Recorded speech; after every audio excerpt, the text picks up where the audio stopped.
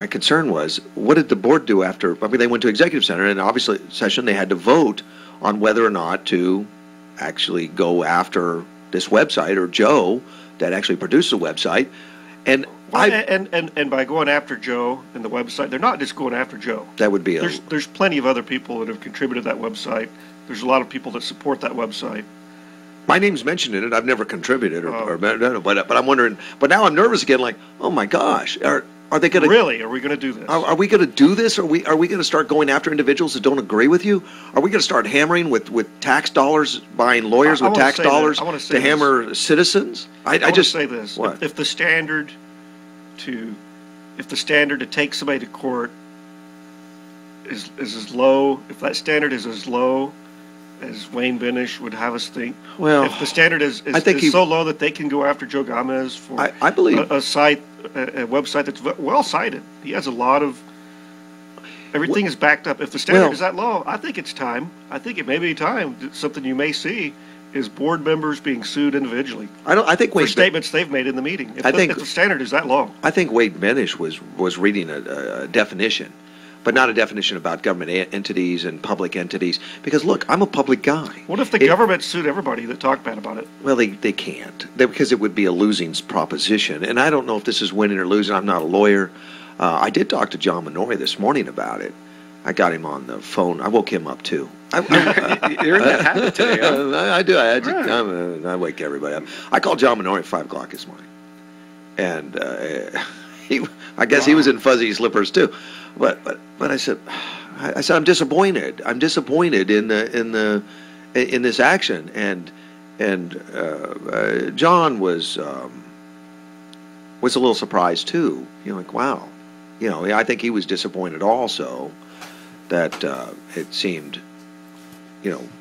that doesn't seem plausible, or why would they do that type stuff. But in any kind of debate or argument or anything like this, to me, who tries to bully and say, no, shut up or else you'll be in court. Well, you better watch what you say when you talk about me. And there is a line, the first person to do stuff like that, to me, loses the argument. Wayne Benish is not wrong that there is a line of defamation, and that's well documented, well done. I've been doing this for 10 years on the radio, and I'm always aware that I have to stay factual, and I have to say, but I'm also opinionated.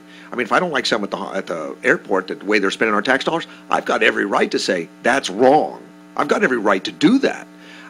And Wayne Benish indicated yesterday that this website goes too far because it made the board of directors feel bad or not being able to do their job properly or whatever. I don't really understand the whole gist of it, but it's a public entity that should be under public scrutiny, and we're the public.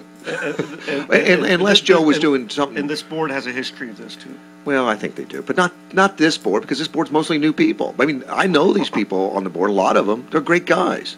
They are. I've said that since day one. I just don't like the direction of some of the things that are being done at the airport.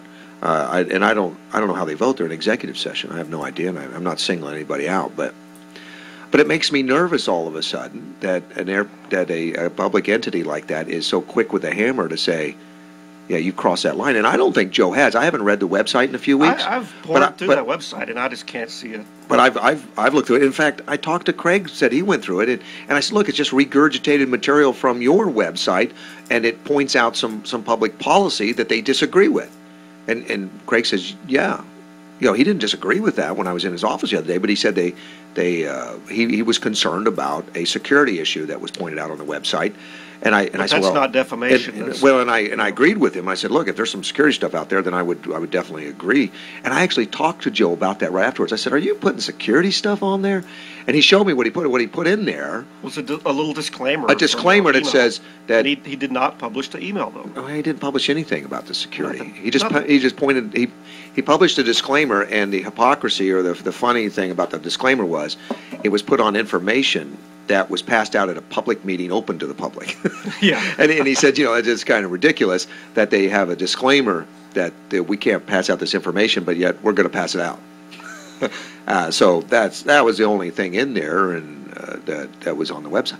So I don't understand where they're going, if this is an intimidation or if they're really going to pull the trigger. But they had a vote. Did they have a vote last night? Did they vote on whether or not they're going to pull the trigger on some action to go against this website? I don't know. They were in secret session. And if, we don't know. They keep everything. And if they did vote to go after it, we're going to spend tax dollars on lawyers to go after citizens that don't like the way tax dollars are being spent? And the airport claims that they're low on money right now. Look, they don't have money to build the fence. I don't like what Jack Kretzer does.